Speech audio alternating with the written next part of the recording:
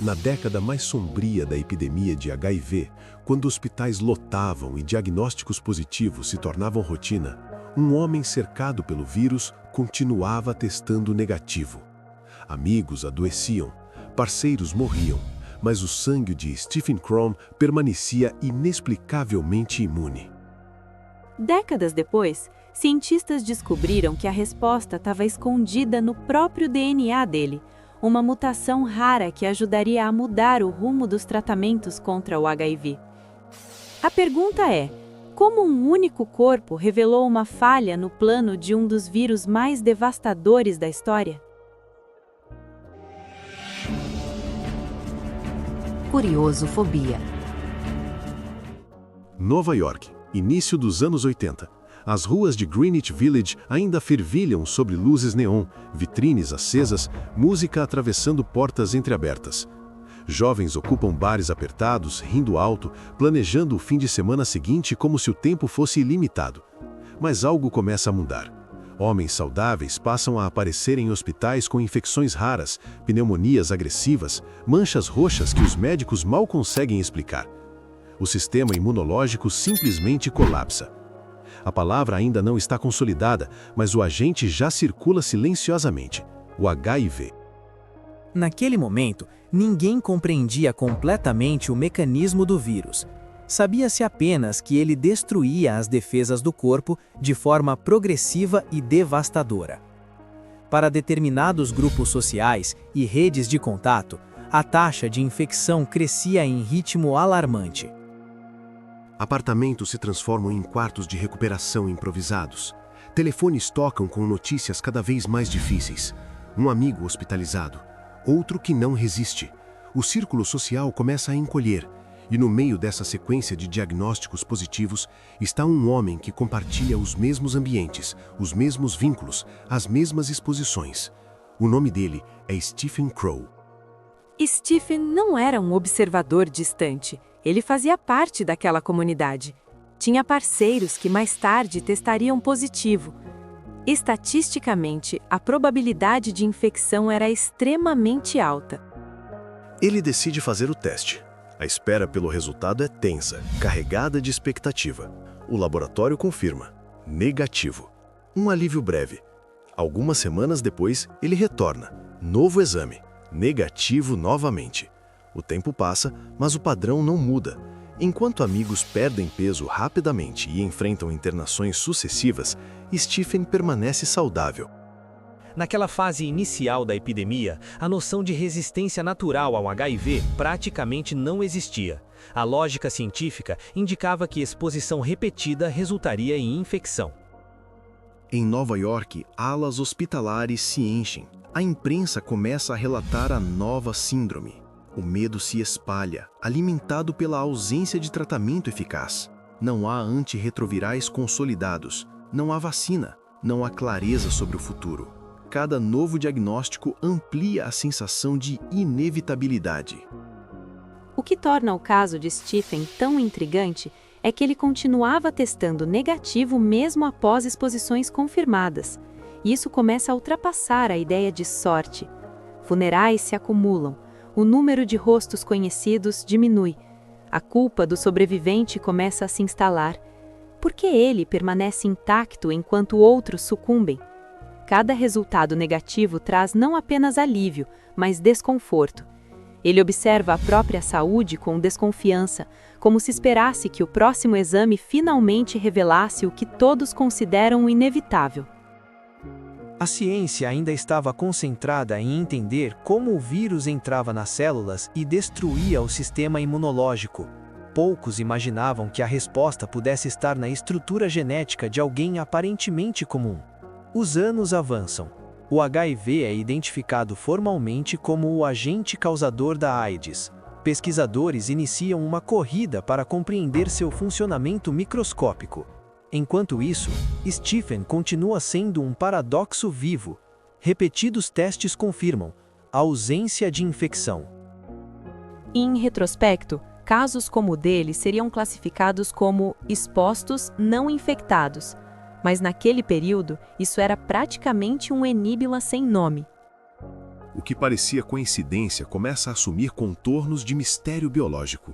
Talvez o segredo não estivesse apenas na agressividade do vírus, mas na resistência do hospedeiro. No silêncio do próprio sangue de Stephen Crone, poderia existir uma explicação que ninguém ainda havia procurado. Depois de tudo o que você viu até aqui, um homem cercado pelo HIV nos anos mais devastadores da epidemia e ainda assim permanecendo negativo enquanto todos ao redor adoeciam, eu quero saber, o que você está achando dessa história até agora? Deixe seu like, inscreva-se no canal e conta aqui embaixo nos comentários se você acredita que isso foi apenas coincidência ou o início de algo muito maior. Os anos avançam e a epidemia deixa de ser um mistério inicial para se tornar uma emergência científica global. Laboratórios em universidades e centros de pesquisa concentram esforços para entender como o HIV invade as células humanas. Microscópios revelam um padrão. O vírus precisa se ligar a uma proteína específica na superfície dos linfócitos T para conseguir entrar. Uma espécie de fechadura molecular. Sem essa ligação, não há infecção produtiva. Enquanto essa descoberta ganha força, o nome de Stephen Crone começa a circular entre pesquisadores que procuram indivíduos com resistência incomum. Na década de 90, cientistas passaram a identificar um grupo raro chamado de expostos não infectados, pessoas que, apesar de contato repetido com o vírus, continuavam testando negativo. Isso chamou a atenção para a possibilidade de um fator genético protetor. Stephen aceita participar de estudos. Tubos de sangue são coletados. Amostras são enviadas para análises celulares detalhadas. Pesquisadores observam suas células sob lentes de alta precisão. Em experimentos controlados, tentam expor seus linfócitos ao HIV em ambiente laboratorial. O esperado acontece com células comuns. O vírus entra, replica, domina. Mas nas células de Stephen, algo falha. O vírus se aproxima e não consegue completar o processo. Foi nesse contexto que a comunidade científica identificou a mutação conhecida como CCR5 delta 32. Trata-se de uma deleção de 32 pares de bases no gene que codifica o receptor CCR5. Sem essa estrutura funcional, o vírus encontra dificuldade para penetrar na célula. A revelação muda o rumo da investigação. O CCR5 funciona como uma das principais portas de entrada do HIV. Em indivíduos com 2 cópias da mutação, essa porta simplesmente não está disponível da maneira convencional. O vírus se aproxima da superfície celular, mas não encontra o encaixe necessário. É como tentar girar uma chave em uma fechadura ausente. O impressionante é que Stephen possuía a forma homozigota da mutação, herdada de ambos os pais. Isso o colocava em um grupo extremamente raro da população, especialmente fora de certas regiões da Europa, onde a mutação tem maior prevalência histórica. A atenção científica cresce. Se bloquear o CCR5 impede a entrada do vírus, então talvez seja possível replicar esse bloqueio por meio de medicamentos. A lógica é direta: transformar uma característica genética rara em estratégia terapêutica ampla. O sangue de Stephen deixa de ser apenas curiosidade médica. Ele se torna evidência de que o vírus pode ser contido antes mesmo de se estabelecer. Essa descoberta abriu caminho para o desenvolvimento de antagonistas de CCR5, medicamentos capazes de impedir que o HIV utilize essa via de entrada. Foi uma mudança de paradigma, porque o alvo não era apenas o vírus, mas a interação dele com o hospedeiro. Enquanto isso, Stephen acompanha essa transformação com sentimentos mistos. Durante anos, ele viveu sob a sombra da dúvida e da culpa por sobreviver. Agora, seu corpo passa a representar uma chave biológica. Ele não escolheu carregar aquela mutação, mas ela se torna peça central em uma corrida científica que busca reduzir infecções, prolongar vidas, alterar o curso da epidemia. O que começou como uma anomalia estatística se consolida como descoberta molecular. Dentro do código genético de um único homem estava escondida uma falha estratégica no plano do vírus, e essa falha, finalmente identificada, começa a redefinir o futuro da luta contra o HIV. Agora que a ciência começou a revelar o segredo escondido no DNA de Stephen e a mutação CCR5 delta 32 entrou no centro da pesquisa contra o HIV, me diz, você imaginava que uma falha genética poderia mudar o rumo de uma epidemia global? Se essa descoberta te surpreendeu, deixe seu like, inscreva-se no canal e compartilhe sua opinião aqui nos comentários. A descoberta da mutação CCR5 delta 32 não ficou restrita a artigos científicos. Ela atravessou laboratórios, conferências internacionais e centros de pesquisa farmacêutica. Se o vírus precisava daquela porta molecular para entrar na célula, então bloquear essa porta poderia transformar o curso da epidemia. A lógica era simples na teoria, complexa na prática. Mas agora havia uma direção concreta. E no centro dessa mudança estava o homem que durante anos apenas sobreviveu, Stephen Krohn. O impacto da descoberta foi profundo porque ela deslocou parte do foco exclusivamente do vírus para o hospedeiro. Ao invés de apenas atacar a replicação viral, passou-se a interferir na interação inicial entre o HIV e a célula. A indústria farmacêutica acelera pesquisas para desenvolver antagonistas do receptor CCR5. Anos depois, medicamentos capazes de bloquear essa via de entrada começam a ser incorporados aos esquemas terapêuticos. Paralelamente, a terapia antirretroviral combinada evolui e transforma o HIV de sentença quase inevitável em condição crônica controlável para milhões de pessoas.